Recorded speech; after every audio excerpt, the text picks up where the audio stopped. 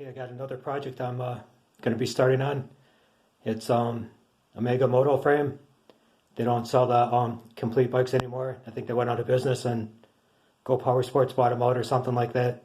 But anyway, I bought the frame, the fork, the seat, and the front and back wheel. The front wheel I already had. I was going to put on my Coleman mini bike to change the tire on that one. But anyway, I have the wheels and the bracket for the brake, and I'm still waiting on some hardware to put it together, you know, nuts and bolts, well, the bolts. But the tires, they're a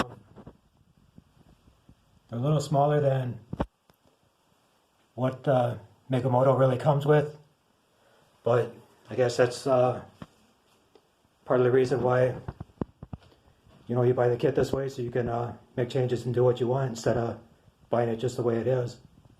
But since I'm still waiting on parts, this is about all I can really do right now, but there'll definitely be more.